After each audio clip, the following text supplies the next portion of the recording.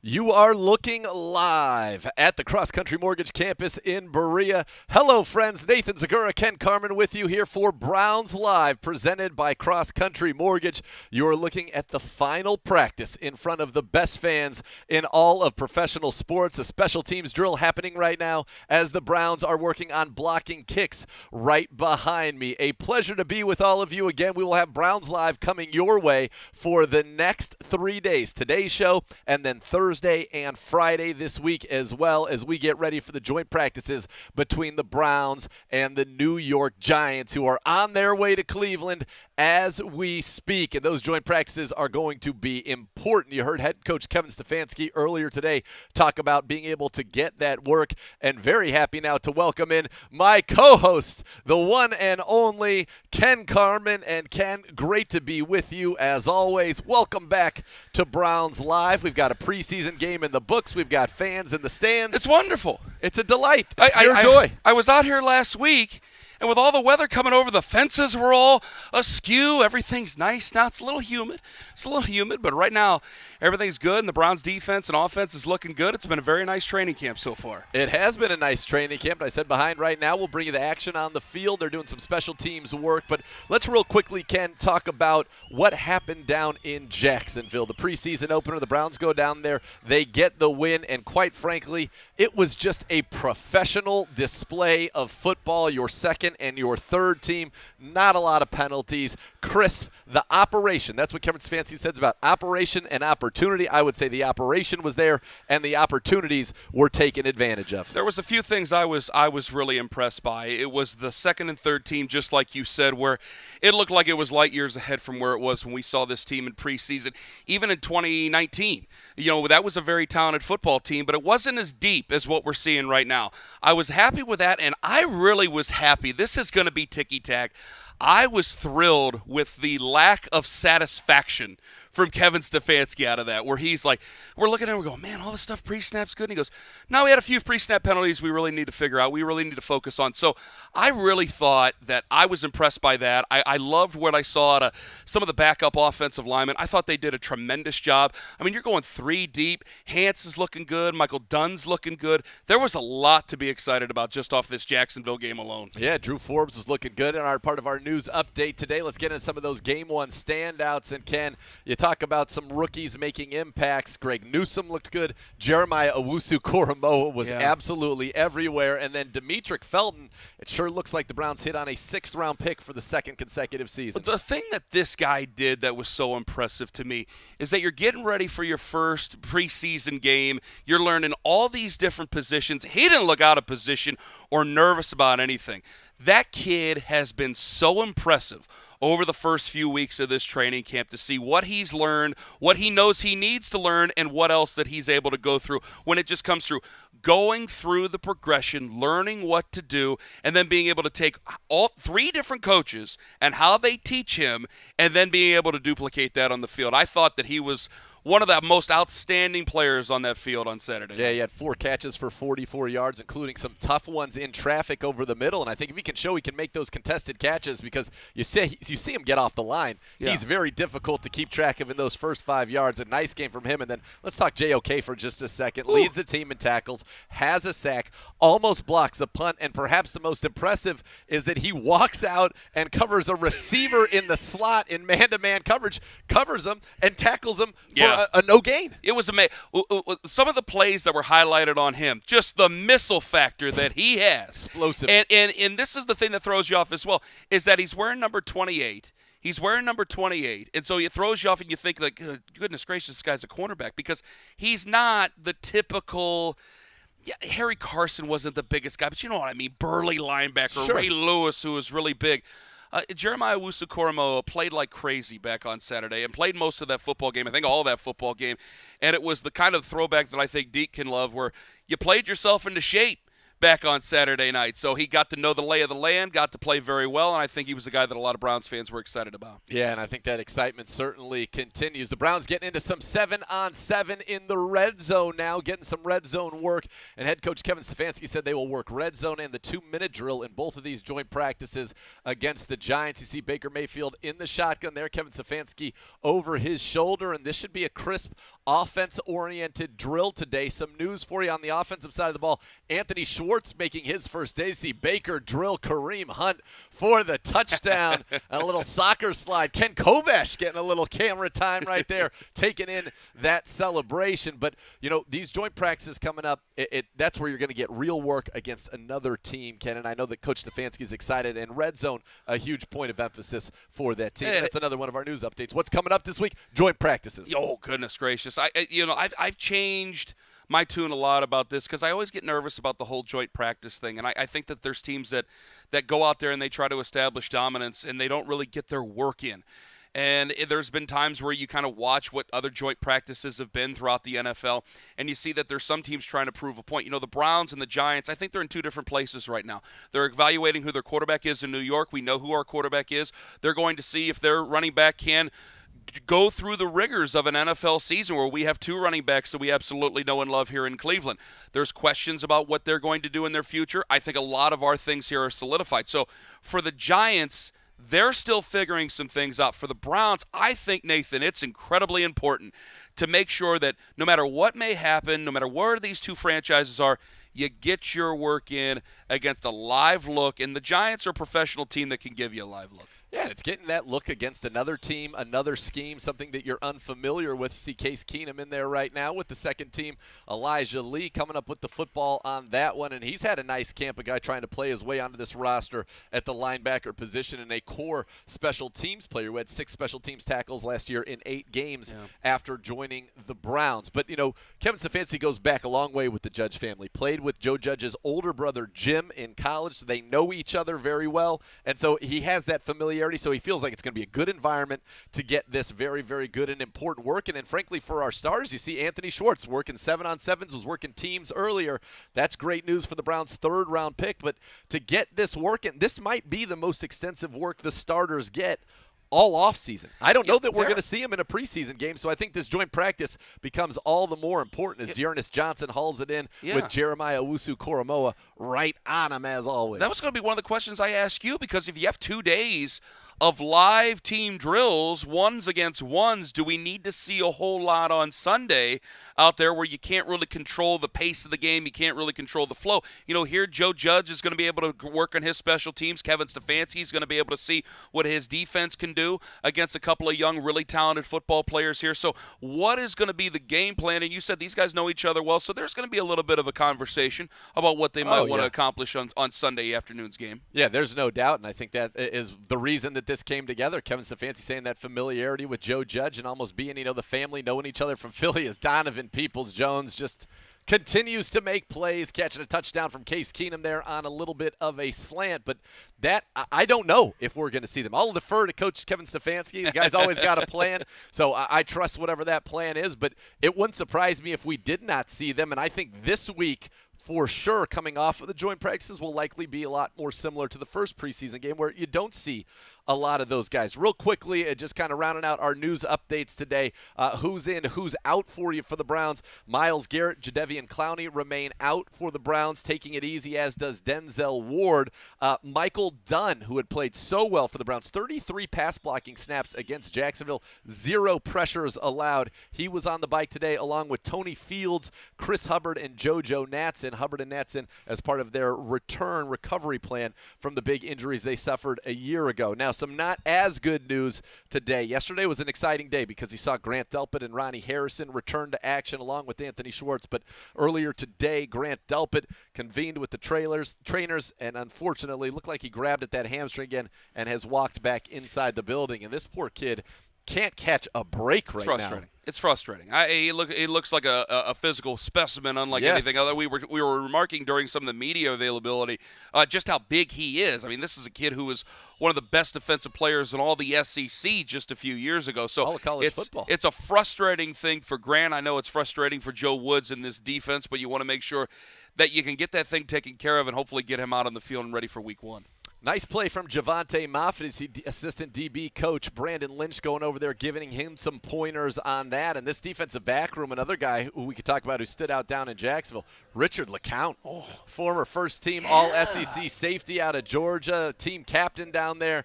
And, for him, the first game he missed getting hurt at Georgia was supposed to be the Georgia-Florida game played in Jacksonville at that stadium. As he told me, he goes, I never lose in that stadium. That's what I do is 3-0 with Georgia, 1-0 now with the Browns, but had one interception, almost had two, but flew all over the field. And your good friends at Pro Football Focus, Ken, they said that he was the best Browns defender in the game. It's PFF now.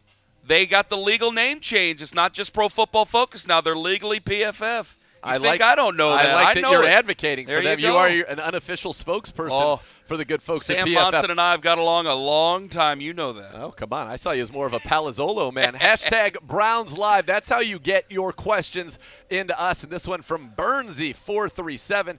Who has stood out the most to you, Ken Carman, during Browns training camp? Well, I think you could really take your pick. I kind of want to go back to Saturday and say who I thought stuck out there. I love James Hudson. Playing over at left tackle, watching his form, watching the hands. The Hoff will talk about it, where you want to keep your inside hand, you want to keep it on the bicep, you want to keep your outside hand at the pec. I thought he was very good in pass protection there, kind of good with his hands, better with his feet. He'll get better with time, but I really like what James Hudson had to bring to the table back on Saturday. Yeah, and that's a guy that you just give an incredible piece of clay, and you give it to Bill Callahan, and you say, Bill, go ahead and mold this as you've done so many great players in your day. All right, we are going to be back with more of this Browns Live presented by CrossCountry Mortgage from the CrossCountry Mortgage campus in Berea. But first, and remember, get your questions in using the hashtag Browns Live. Visit the Cleveland Browns Pro Shop to get the 1946 jersey, and boy, do they look good. Browns players tweeting yesterday about those jerseys already being in the Madden game and how good they looked. You can get the rest of that 1946 collection, all proceeds benefiting the Cleveland Browns Foundation. And if you can't make it to the Pro Shop, call 440-824-3427. All right, don't go anywhere. When we return, we're going to dive right into the defensive ends group. This is a group with a lot of competition, a lot of opportunity, maybe even see some one-on-ones with the O-line. It's all happening right here on Browns Live, presented by CrossCountry Mortgage. Hi, I'm John. I'm a pharmacist for Discount Drug Mart, but that's not all I am.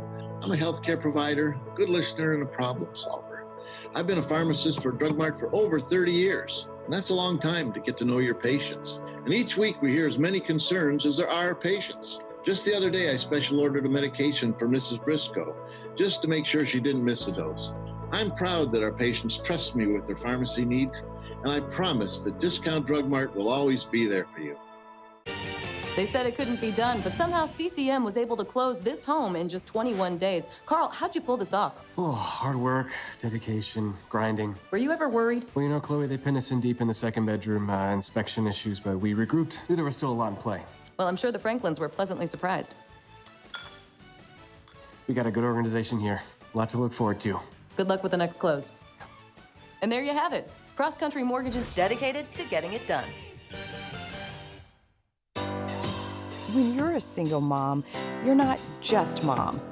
Sometimes you're dad, teacher, coach, protector, disciplinarian, playmate, and provider.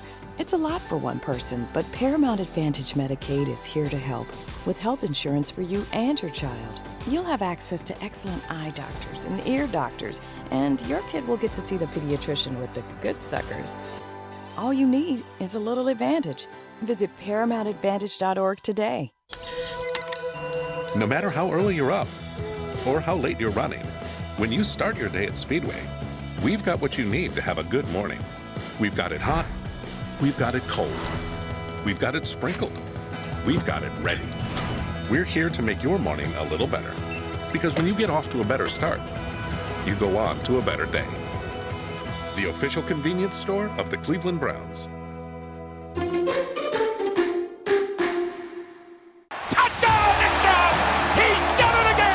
Be part of one of the most most passionate fan bases in the NFL. Join the Browns season ticket member waitlist today for the best chance of securing tickets for all home games in future seasons. Towards the end zone, caught by Donovan Peoples-Jones, touchdown! The Browns are winners again. Deposits start at just $100 per seat. Reserve your spot today by visiting clevelandbrowns.com.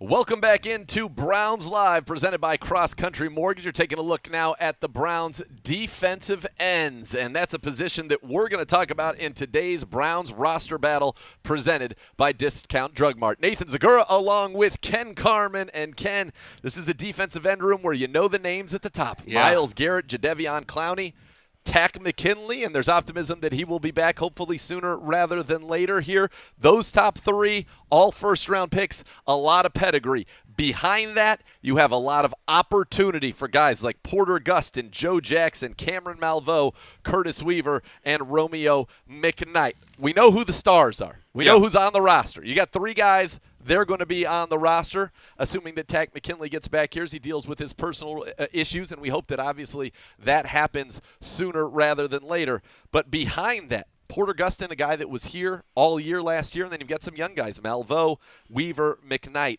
What did you see from these guys down in Jacksonville? Did anybody jump out to you, Ken? I thought Porter Gustin actually did. I thought that he kind of took this personally as a personal challenge to make this 53-man roster. You know, you go back to where it was last year against Cincinnati, and he kind of had this breakthrough game where he did so well against the Bengals. Well, the Bengals weren't that good of a football team and probably still shouldn't be that great this year, especially across their offensive line.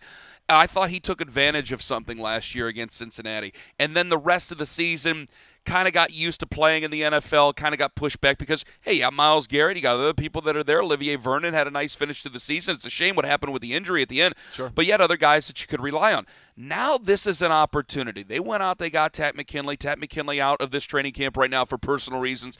And I think Porter Gustin answered the bell back on Saturday with the way that he played. I saw him fighting through, I guess they just decided to let him play on Saturday. I thought he was fighting through numerous holds, and I like to defend the offensive lineman. I thought he was fighting through that, but there were some guys that I thought ended up playing really good. And another guy that I really, really liked, and it wasn't just, you know, we bring up Cameron Malveaux, we bring up Joe Jackson. I thought that he was good in talking about Porter Gustin, but gosh, just seeing the way that you were able to find a Cameron Malveaux who played at a high level, and then you bring in a guy who I know is listed as a linebacker, but Curtis Weaver on the outside, who ended up lining up on a wide nine at times. You know better than some of the schemes that a lot of us know, but from where I saw Curtis Weaver being able to play that position, I thought he was really, really good. I know it's a linebacker spot, but seeing him kind of up on the line of scrimmage, being able to come up and run support, I found myself circling his name back on Saturday. Yeah, Curtis Weaver, you know, he's a defensive end. He's the guy at Boise State. He was a Mountain West Conference all-time sack leader with 47.5 tackles for loss, and he's a guy that they were excited to see. And I thought, yeah, he did have a nice day. You mentioned Porter Gustin. I talked with defensive line coach Chris Kiffin earlier today, and he said Porter Gustin is the guy that just has no quit in him. On his off days, he'll be in here for 10 hours honing his craft, trying to find an edge, trying to get better. And so that work ethic, that mentality, it's why they trust him. And trust on this coaching staff is a huge thing. I thought that he did a nice job. The guy that played really well to me was Joe Jackson. He had 3 quarterback pressures in that game against the Jags. That led all Browns defensive players, and he's a 280-pound DN, so he's bigger, but he can move. A guy out of the U, had a very nice college career, as you see him there, number 91, and he made a real impression. He was active for a few games early last year. Remember the game against Cincinnati? It was Jackson who fell on that fumble caused by Myles Garrett, where he barely beat Porter Gustin to the quarterback, and they recovered it on the one, and that kind of changed the momentum in that game. But Joe Jackson had a nice game. Weaver, I think they need to see more consistency from him, more up-tempo, more energy from him. Gustin's such a pro. And then you mentioned Cameron Malveaux, added 20 pounds of muscle in the offseason. He's long already, a tall guy, but you saw kind of that length transition into power, and that's what they want to see more of. And especially with Curtis, you know, coming off the toe injury, the broken toe down in Miami, Browns get him, they scoop him up, kind of bring him up to speed in 2020. And so I wanted to see what he was able to do just the other night. Now, I know that a lot of people saw the Tim Tebow plays, and so that's when at 59 is able to stick out. But again, I watched the television broadcast. I thought you and Tom McCarthy does a great great job, no doubt. But I thought you and Joe did a great job kind of breaking down exactly what this team needs to see out of him, because now you go from where Joe Woods in 2020, and even before this, before Joe Woods got here, it was kind of old Mother Hubbard. You had Myles Garrett up there at the top. You had Denzel Ward there as a starter. This was a thin defense. And now where you look at what this defensive end room is, there are guys here that at the end of the year will start. They might not start for the Cleveland Browns. They will start in this league for one of these teams out here, guys that we saw on Saturday night in the second half. You can guarantee that. Yeah, that's especially true at the defensive tackle position. So that's our look at the defensive ends, a group that, look, when we're at full strength, when you've got Miles and Clowney and Tack McKinley out there, you think it is elite. That's an elite top three. And so the real battle is who's number 4 and who can get some situational pass rushing snaps. And I'd say right now, handicapping it, Porter Gustin, because of that experience, the reliability, probably in the lead. But don't count out Joe Jackson Malveaux and your guy there that you mentioned, Curtis Weaver, as they all try to make an impression and a push here in the last couple of days, especially with these joint practices coming up against the Giants. As always on Browns Live, we're about you, the best fans in all of professional sports. We got another question. Again, use that hashtag Browns Live. And Colton Nebula, he says, any signs on who the number 3 receiver spot will go to? Can I answer? Yeah. Get the camera on number 11. Get the camera on that young man. He's directing. There it is. I love the pipes. I'm sorry, you guys are doing a heck of a job. Get the camera on that young man. He has made such strides, and I was glad on Saturday again. Didn't make a liar out of us, because this entire camp, the entire Browns line, Donovan Peoples-Jones this, Donovan Peoples-Jones that, and then steps right up and makes plays on Saturday night. I think you're looking at the number 3 right here. I love Rashard Higgins. I love what he brings to the table, but this is a kid I think has got the chops. I think when you look at Donovan Peoples-Jones, what you can say, Hollywood was a tremendous starter for us last year. I think Anthony Schwartz is going to have some packages that are put in for him. We saw what Demetric Felton could do out of the slot, but when you say who's the one guy on this roster not named Odell Beckham Jr. or Jarvis Landry that could one day become a number 1 receiver in the National Football League, that's the guy. Number 11, Donovan Peoples-Jones. He's had a tremendous camp, and it was funny, I ran into DPJ's mom. She was out here at a practice last week, and I said, he's doing a great job, and we talked for a brief moment, and what she said is he knows that this doesn't even matter yet. These are all important, but he's got a lot of work to do to get ready to the regular season, and I'll tell you what, head coach Kevin Stefanski's message, not just getting through these players, but their parents as well, saying, no, we got to keep our eyes on the work as the Browns going through what this is now a walkthrough period, because you're seeing Kareem Hunt play a little corner on our guy Donovan Peoples-Jones, and he'll be subpart, receiver. He was the punt returner last year, and the most important thing he did as a returner a year ago was he took care of the football. He didn't turn it over once, and that's an important thing for Mike Prefer when they're deciding who they're going to send back to take these kicks. Absolutely fabulous. So I thought he really came on strong last year. But you mentioned how just important it is for him to pay attention to detail. What I'm impressed by is the muscle that he put on. And you talk about Jarvis Landry. Jarvis Landry is a guy who's always been, I think, underrated in his career. Yes. Coming from Miami, had Ryan Tannehill throwing to him as a good quarterback, has Baker Mayfield throwing to him now. But make no mistake about it.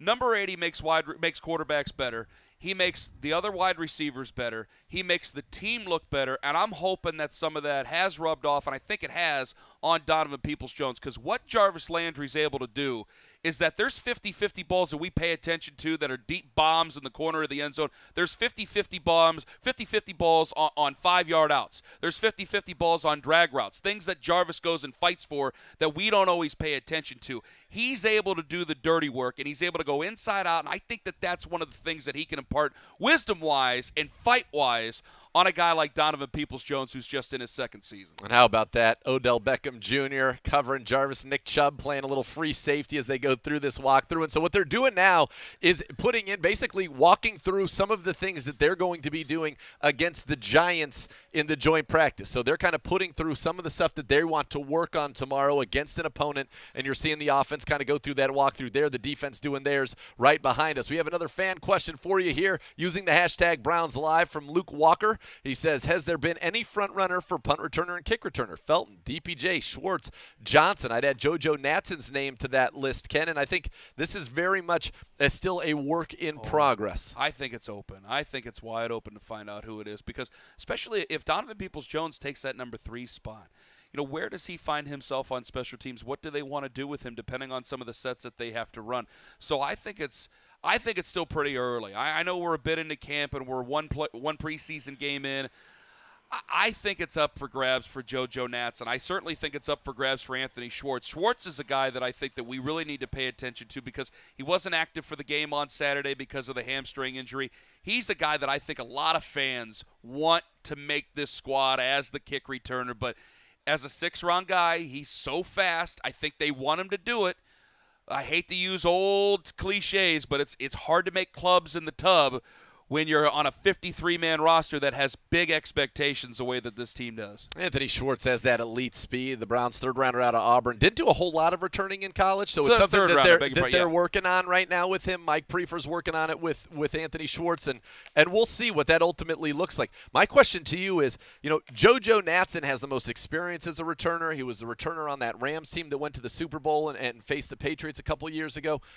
But this roster, we talked about how hard it is to make this 53-man team. Yeah. Is there room for a pure specialist, for a guy who is purely just a returner? And I think that's the question for JoJo, who, by the way, was one flag away from taking one almost to the house in Jacksonville. Yeah. I think that's a difficult question to answer. I think that's going to be really difficult there because Anthony Schwartz has a leg up because he's a recent draft pick. You talk about JoJo Natson. I think it's going to be hard. I really do. Yeah. It depends on what Kevin Stefanski thinks is going to be very important for his scheme of what he wants to do special teams wise. I mentioned Matthew Slater just a couple of weeks ago and what he's done for New England. Okay, well that's a 1 out of a million type of special teamer. Kadero Hodge is in this mix. Yeah. And thoughts of special teams, but is there going to be a guy? I still don't know yet, watching through training camp and certainly watching through the first preseason game. Yeah, that's going to be one of the stories that we keep following. Again, I think Donovan Peoples-Jones probably has the leg up as a punt returner because, frankly, he catches the ball effectively, and he knows how to get upfield. The kick returner, though, that could be Schwartz, that could be Felton, that could end up being Dearness Johnson, who did it over the second half of the season and did a great job. Or it could be, if they go with a pure specialist, JoJo Natson, who had that job, won that job a year ago before suffering the torn ACL Week 3 against Washington. Have another Browns Live question using the hashtag, of course, Browns Live at Nipsey24. Says, tuning in from Australia. Well, good day, mate. Hey. Who's looking more likely to start, Greedy or Newsome? And at this point, I would say it's a pretty close one to call. Well, I like racing, so we got our own V8 supercars over here in this secondary. I'll take that. I don't know if it matters. I think you're going to see so much dime. I think you're going to see so much nickel. I don't know if it's really going to matter there. If I'm going to give a leg up, don't hate me. I'm going to pick Greg Newsome right now. If we're making predictions, I'm going to pick Greg Newsome the second. Part of it's his athleticism. It's great. Hey, I think he's so smart. I think he's so smart in picking up this defense and some of the things that he's talked about with his hands, his feet, technique, that attention to detail. It separates yourself. There's guys that get picked in the top 15 of the first round of the NFL draft. Their athleticism is beyond this world. You get into the back 15 of the NFL draft, back 17 of the NFL draft, I think that smart starts to separate it. Guys are slam dunks in the top 15. You get to where Greg Newsome is, I think that your smarts is going to separate you from being first round or second round. I really like this kid. I like him a lot, too. And Browns defensive back coach Jeff Howard told me, he said, look, I've been around multiple first-round picks in my career in his time with Minnesota, Xavier Rhodes, Trey Waynes, a couple who come to mind. And he said, it's the football acumen, it's the IQ, it's the confidence, but it's that football intelligence that Greg Newsome possesses that allows him to take things from the film and meeting room onto the field at a truly elite level, and that allows him to ascend rapidly. And one of the things that really stuck out back on Saturday, that pass from Trevor Lawrence where it's like, you can't cover him forever. And Marvin Jones made a great, I think it was Marvin Jones, he made a great catch. Then Greg Newsome's able to go out and figure it out for the rest of the game. I thought it was a great job to bounce back. Yeah, he was right there. And then, listen, Marvin Jones is a very professional wide receiver guy, scored 9 or more touchdowns in 3 of the last 4 seasons, but Newsome was right there, and I think he's going to continue to only get better as things go. Browns5050.com. That's right. Times for the 50-50 raffle. You can visit Browns5050.com to participate in the Cleveland Browns training camp 50-50. 50% of the proceeds benefit shoes and clothes for kids and the Stay in the Game network, and half goes right into your pocket. The drawing's on Sunday, August the 22nd, 2021. That's this Sunday when the Browns take on the New York Giants at First Energy Stadium. The pot right now, as of 1 o'clock, the pot just under $11,000. So you could be doing a lot of good for the community and maybe put some nice cheese right into your pocket. A little bit of that cheddar. That's a nice thing right there. So just go to Browns5050.com right now. Don't go anywhere. When we come back on Browns Live, presented by CrossCountry Mortgage, we're going to have more from the CrossCountry Mortgage campus. But first, I caught up with Laura Soave, the Chief Brand Officer of CrossCountry Mortgage. Take a listen. One of the things I think that's very important to the Browns, and it starts with ownership, obviously, is the community. And I know that's also very important to CrossCountry Mortgage. You guys are very supportive of the military, of veterans, of women, children. What's kind of the thought there, and why is that so important to your company as well? And I think that's what makes this partnership so beautiful, because we've been talking about it for a while. It's not just about putting our name on a building. It's about truly every day working together and giving back to the community. And there's so many similarities. And with the youth programs, Ron is very passionate. As when you spoke to him, he played football as a child, and he wants everyone to have that opportunity. And he truly wants to give back to the community. So we just can't wait to see how much farther we can take this. I mean, how often does a situation where you have the passion, Ron grows up, your CEO grows up, a childhood, lifelong Browns fan, now gets to have the company name on the building, but it's not just that interest, it's the shared values that you were talking about that you don't get to have that opportunity very often, where you have a passion and shared values and a business opportunity together. Yeah, very rarely does that happen. So it was pretty serendipitous that this all kind of came together. And in celebrating your 75th anniversary, our move back into the city. So it just, you know, all the stars align. Great lineup this year. Super Bowl contenders, we hope. Yes, and it's the 75th anniversary. You talked about it. There's never been anybody else who's ever named this facility in 75 years. How is that what you guys honed in on? How did that come to be in such a special season, as you said, with such high expectations, where everybody's going to have their eyes on Berea, now everybody's going to have their eyes on the CrossCountry Mortgage campus? I think it goes back to, again, our shared beliefs, our shared passions, and, you know, the opportunity arose, and you guys were looking for a great partner, and we're just excited to be here. Why did this make sense? Why is this the perfect fit? CrossCountry Mortgage, the Cleveland Browns. Yeah, I think we have so many shared, you know, values, and it's all about teamwork, hard work, and, you know, that Cleveland spirit. And so those three things came together, and now we're able to celebrate together. So where can our great fans learn more about CrossCountry Mortgage? Well, today is day one, as we keep saying, and we have so many awesome things planned for the rest of the year and the whole season, and we want to engage the fans. We have some really great activations in the stadium, at the landing, where we want to invite all of the great fans and, you know, participate. So they can go to crosscountrymortgage.com and all of our social channels.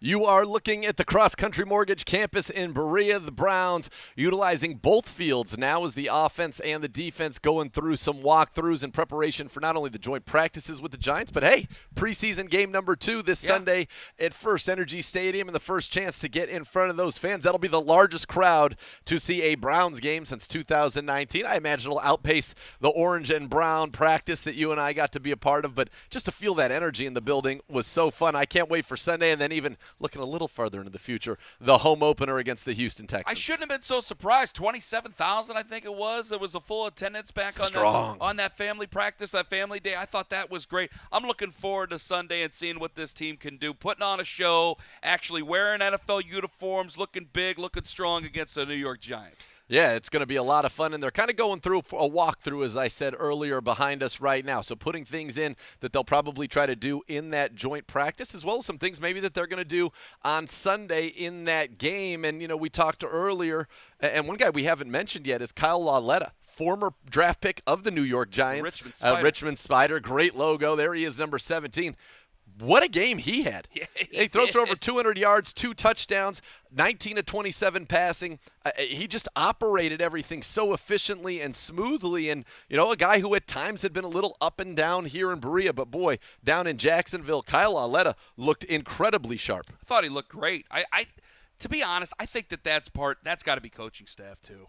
Like, he settled down. I know it's a preseason game, so guys automatically have a little bit more confidence in the preseason just because it's easier. I think it's easier to get up for a preseason game because you're kind of trying to show off there a little bit. It's not when it really counts.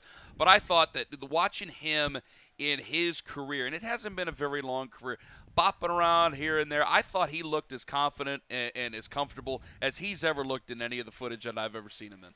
Yeah, Kyle Auletta looked great. Case Keenum, he came in, he operated it very efficiently at the get-go for the offense as well. Probably was frustrated that he didn't get it into the end zone, but led them on multiple scoring drives. And one of the competitions we still have going on is you look at the Scottish Hammer there, it's the kickers. You saw Cody Parkey just to the right, Chase McLaughlin. They both kicked well, made every kick down in Jacksonville.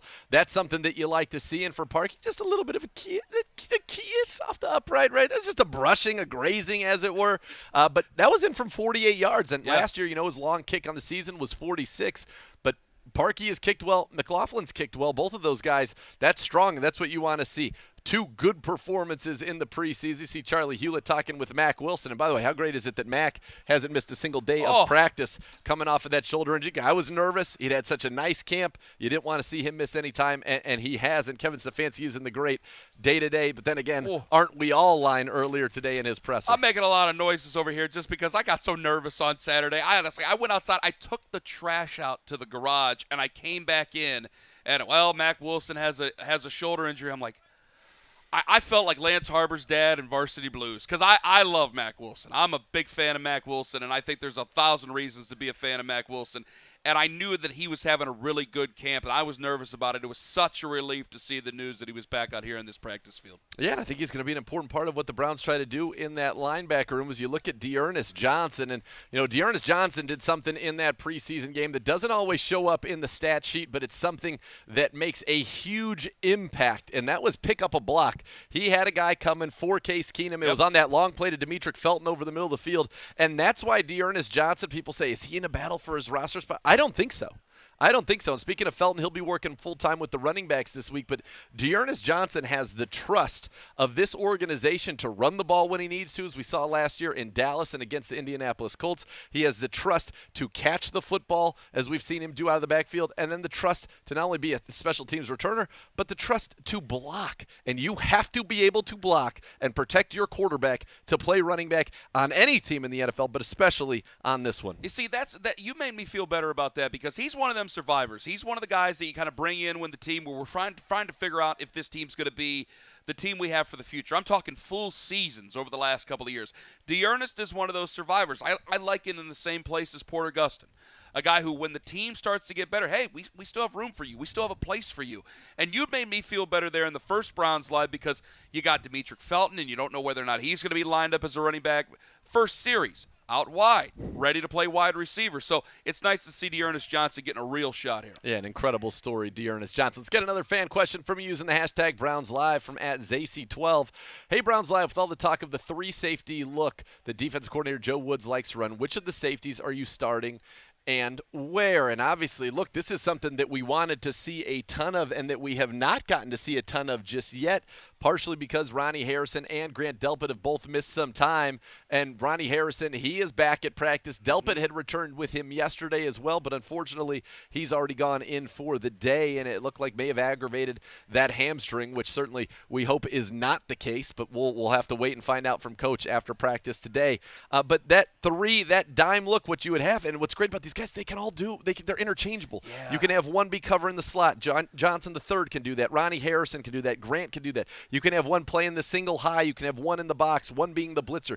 They're interchangeable parts, and that's what allows for that post-snap disguise that hopefully can lead to success for this defense. And I can't believe I'm going back to what Tom Brady was talking about with some of the numbers and in kind of throwing you off calling who the Mike is and where you figure out the rest of your defense. What do you do with Jeremiah Owusu-Koramoah? Can you put him out in the secondary and kind of hide somebody else if you wanted to do that? With the different numbers, I think it's really interesting. Yeah, it becomes an interesting thing, and it's going to be tough. And, Jeremiah Owusu-Koramoah, you mentioned the 28 and how that looks for him. But you take a look at one of the safeties there, John Johnson III, and, Grant Delpit did his media availability earlier today, and one of the things he said that was so great about John Johnson III is this guy, he's got so much experience. He's played at such a high level, but the knowledge that he has allows him to anticipate and know what's coming before it actually happens. And that allows him to play so fast for this defense. But I think those guys, you talk about John Johnson III and Ronnie and Grant Delpit. And listen, Richard LeCount had a great showing. Javante Moffett has played well.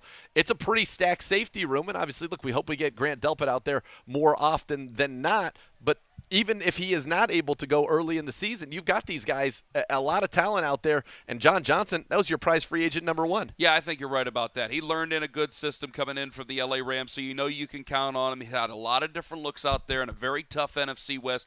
He's going to be a guy that you're going to be able to count on. Let's get to another fan question right now using the hashtag BrownsLive from Casey. He says, outside of Elijah Lee and Kaderil Hodge, what players are staking spots on special teams? Hashtag Browns Live. And look, this is an interesting discussion. Elijah Lee last year, 6 tackles on the special teams in just 8 games. He's in a fight to make this roster and be a core special teams guy. Kaderil Hodge, just do the numbers in the wide receiver room. You've got Odell, you have Jarvis, you have DPJ, you have Hollywood Higgins, you have got Anthony Schwartz, your 3rd-round pick, and Demetric Felton, who kind of counts as a receiver. Kaderil Hodge is a guy that, he was your starting 3rd receiver a year ago, but do you need him on special teams? That's 7 guys counting Kaderil Hodge. I lost count. It's I had too 6. many. I was talking to Johnny Stanton today. He was talking about special teams. I'm not kidding you. I'm going to throw 8 in there. So there's so many different guys that can play on this spot in special teams. And how many guys are you thinking at are primarily special teams with maybe a little bit of fill-in duty? God forbid something bad were to happen there. Listen, that's what you need. There's not that many. That's so what there's competition. Your 4th tight end needs to be that, and that's what Steve Carlson was going to do. And unfortunately, Steve Carlson suffers that injury. He's done for the season. So now, if Jordan Franks is the next tight end up, he's going to have to be a core special teams guy. Your linebackers, Taki and Mac Wilson and Elijah Lee and Jacob Phillips, they have to be all over it. Your safeties, whether that's Grant or Sheldrick Redwine or Richard LeCount, Javante Moffitt, they've got to be core special teams guys. Dearness Johnson is a core special teams guy on both sides in terms of coverage, not only that, and the return game. So you need everybody. If you're a linebacker, a wide receiver, a running back, a tight end, a corner, a safety who is not playing regularly on offense or defense, you need to make your mark on special teams.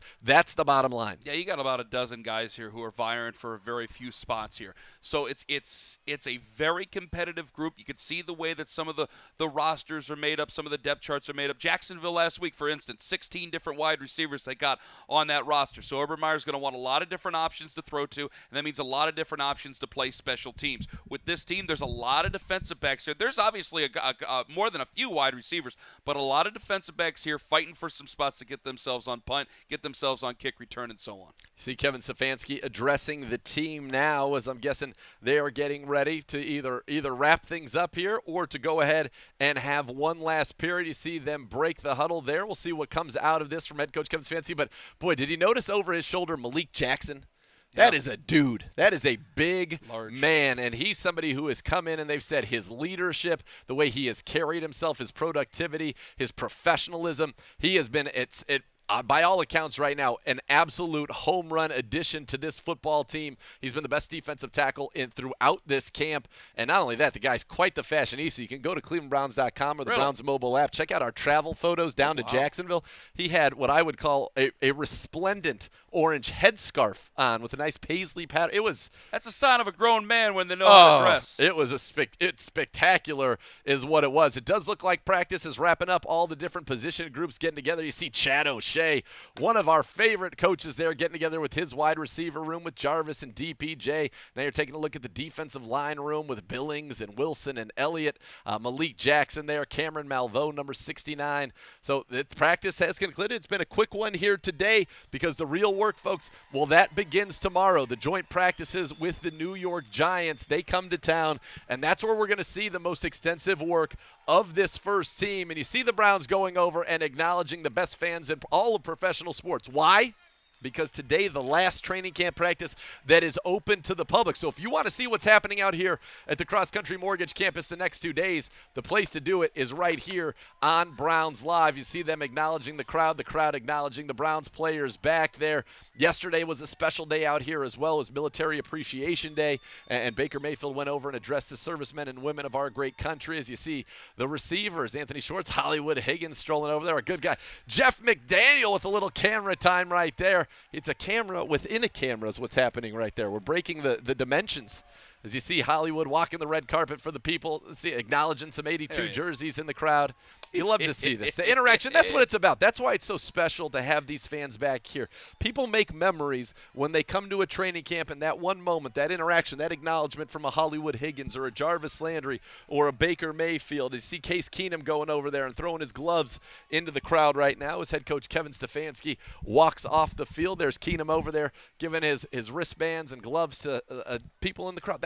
That's what it's about. That's a special moment there. And look at those kids from Orange High School. They're probably not from high school. Orange schools, they are fired up, though, in their unis. Look at those smiles. That's what you like to see, Ken, putting smiles on people's faces. Probably the last days of summer before they go back off to school. It's a lifetime of memories. I told you episode 1 how important my first ever training camp was. I remember everyone since. I know. I love to hear that. All right, we're going to take a break. When we come back, we're going to be joined on set by the quarterback of the Cleveland Browns, Baker Mayfield, joining us on Browns Live, presented by CrossCountry Mortgage. This Friday and Saturday, get in for a better breakfast at Wendy's and get it for free. That's a bacon or sausage, egg, and Swiss breakfast croissant free. As in free. No catch. To recap, breakfast free. Croissant free. Friday and Saturday free.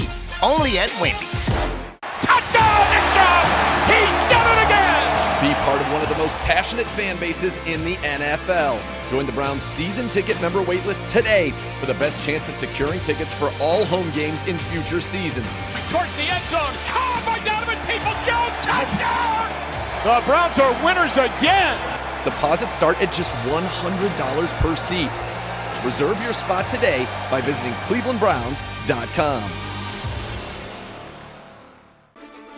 Our students don't just read books or write papers. They forge new paths and new ideas. At LECOM, we build medical professionals who excel. We create the foundation of a better world. We seek new ways to aid others. We lead the next generation. We guide the future of medicine. At LECOM, we make doctors.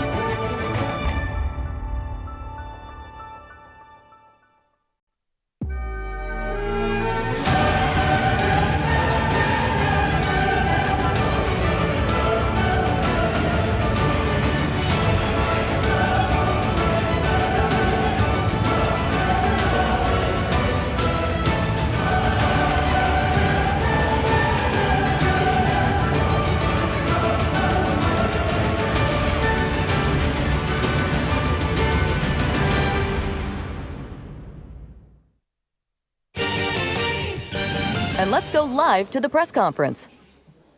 Do you understand what business we're in? When a homeowner comes to us, they're not looking for paperwork. They're looking to close a mortgage. And it's our job to make sure that happens. Closing. Not paperwork, not rigmarole, not red tape. Closing. Do you understand? So let's just say that one more time. Closing. CrossCountry Mortgage is dedicated to getting it done. This Friday and Saturday, get in for a better breakfast at Wendy's and get it for free. That's a bacon or sausage, egg, and Swiss breakfast croissant free. As in free. No catch. To recap, breakfast free. Croissant free. Friday and Saturday free. Only at Wendy's. Looking at the architect of your Cleveland Browns, General Manager Andrew Berry, who has assembled quite a roster here. A lot of talent and a lot of depth, and that's something that you mentioned really stood out to you when you watched that game down in Jacksonville. Those are our second team. The Jags played their starters well into the second quarter. The Browns' second team, third team. Didn't see that drop-off. Heck, we had 3 safeties up for the game. You didn't have anybody who was, quote-unquote, your top 4 safeties on the depth chart coming into it, and yet those guys went out there and they played well. Nathan Zegura, along with Ken Carman, we're getting close. Ken, over our shoulder, there's Curtis Weaver working on his craft. Looking good. Oh, look at that spin move right around the goalpost there, and we'll be joined by Baker Mayfield shortly. David Njoku, if I looked like that, I wouldn't wear a shirt either. No, not at all. I don't look like that, and I don't like wearing shirts, so I mean, you know.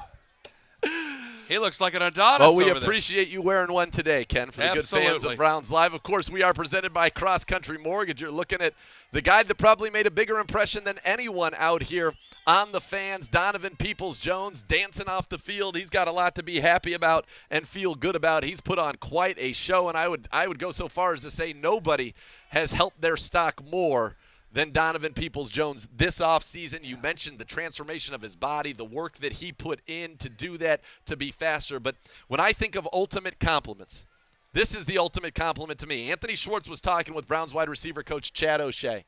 He said, what do I have to do to get out there and to get on the field? And he said, you know what? You need to be like Donovan Peoples-Jones. That's your role model. Yep. The guy knew every position. He knew everything in the playbook. He was always ready so that when an opportunity came that he could have easily not been prepared for because he was not supposed to be active against Dallas, but Kaderil Hodge suffered that injury in warm-ups. They put him in first play, pancake block somebody. He knows his assignments.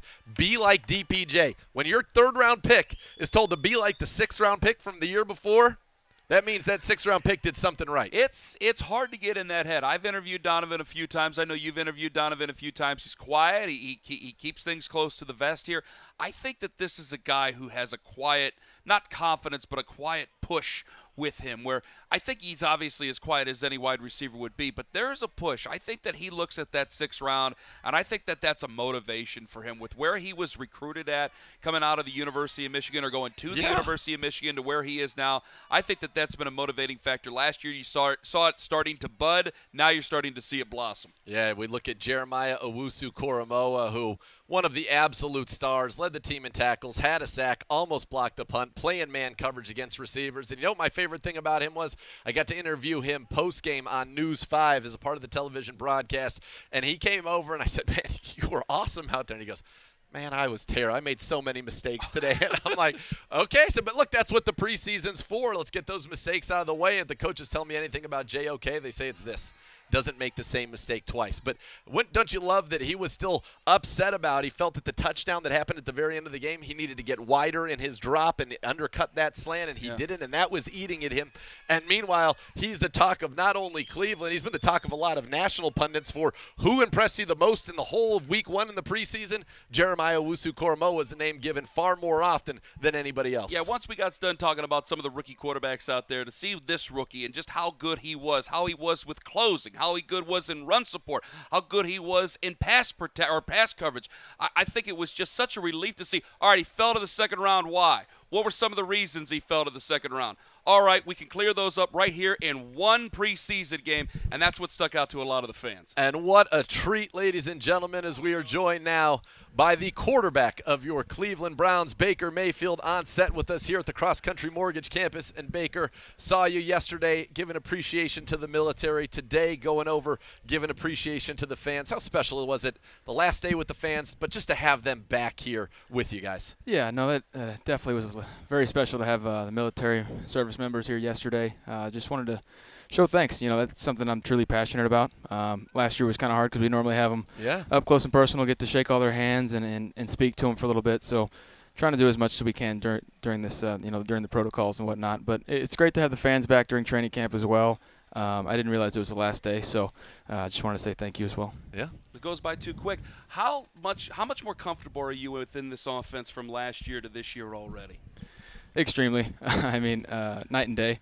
Not learning, because last year during training camp, those were my first reps of actually, through the offense and through the system. Because learning it through the Zoom meetings and whatnot is good, but getting live reps is very different. And so having a full season and it being the second camp of it, and it's just good for all of us. Speaking the same terms, learning from our past experiences, and continuing to grow.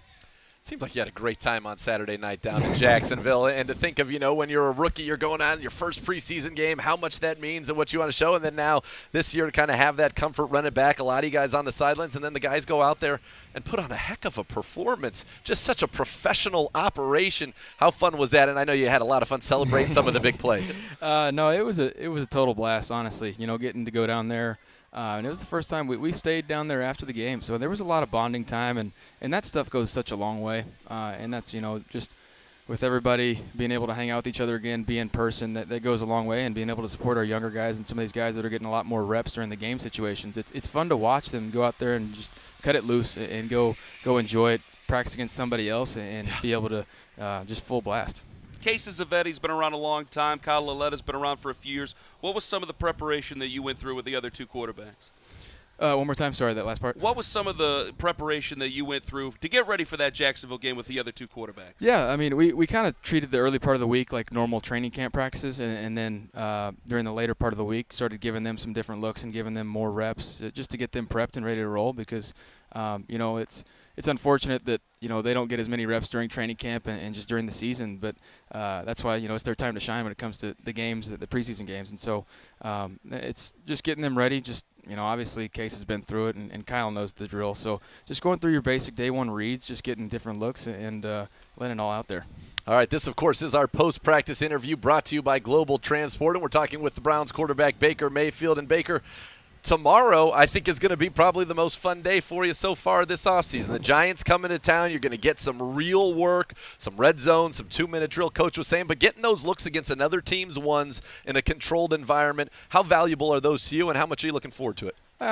Extremely looking forward to it. Anytime you get to go up against somebody else, our guys are pretty much tired of hitting each other at this point of camp. And so, it's seeing new faces, but then also different techniques, different systems, and just being able to adjust on the fly. We're not exactly going in and preparing for them, right. But, it's those in-game operations of, hey, we're getting this look. What are we going to do? How do you react, and how do your guys handle that adversity and those different challenges? And so that's the exciting part about getting out here and getting to compete against different people. We've been so excited about Donovan Peoples-Jones throughout this camp. What's he done? I can't say to change, do anything different. He's just grown. What's he done to grow so much over the last offseason getting ready for this year?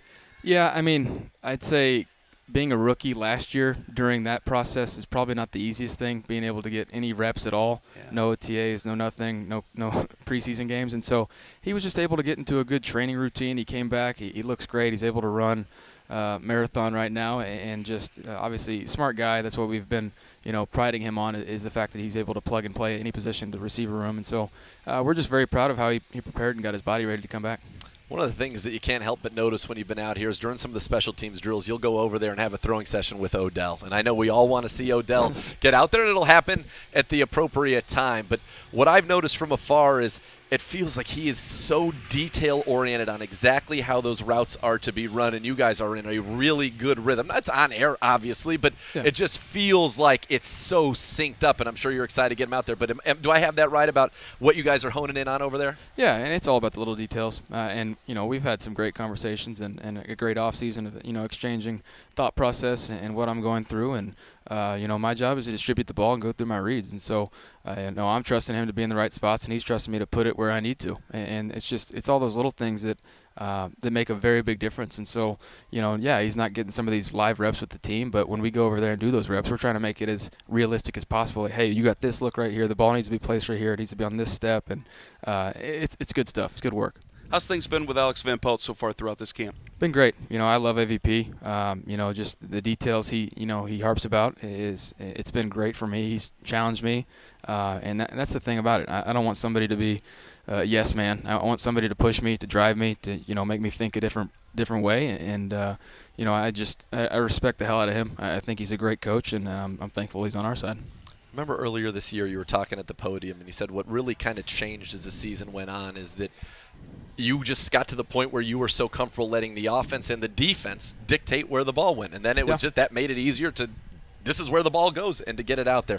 How have you kind of carried that forward? And is that something just from comfort in the offense and then experience of reading defenses and seeing a lot of different looks? Yeah, I'd say it's definitely comfort in our own offense and just trusting that my job is to distribute the ball, eliminate negative plays. And that was one of the things that was my goal, and it was obviously the new staff coming in. They set those goals for me as well of, as long as we don't make too many mistakes, we're not going to beat ourselves. And you have to stop beating yourself before you start winning. And that was the thing for me is I have great playmakers in every position. We're extremely deep, and I'm very blessed by that. Great offensive line. And so just go through my reads, distribute the ball, eliminate negative plays, and let those guys do the work. I want to take you back to the game against Pittsburgh when you guys get that playoff win, because early in the season we go on that saying it doesn't go so well. They get a cover one robber on you, it doesn't go well. But on that third down to Jarvis Landry, they ran the same thing and disguised it differently, and you beat him for a 40-yard touchdown. Nathan. Wow, I like it. Was that something, though? Was that something where you said to yourself, okay, like you kind of tried to fool me now, now did you feel so much more in control at that point? And I see it carry out. That's the word I've used for you kind of this whole offseason. Just seem in control, in total command of what's going on both sides of the ball, which is what you need to play this position at an elite level. Yeah, no, there's definitely a different level of comfort coming from the first game when we played them in Pittsburgh, of throwing that interception early pick six and getting rattled, getting beat up a little bit, and then just settling in. And the home game that we played them to clinch the playoff berth, they didn't have a lot of their starters in, so it was very different. So then going into the playoff game, knowing that they were going to probably try and run the same stuff that shut us down, because the old classic saying, if it ain't broke, don't fix it. Right. And we had to prove that we were gonna be able to beat some of that coverage and some of those schemes to do that. And so just recognition, experience, learning from those mistakes, and there's nothing wrong with that.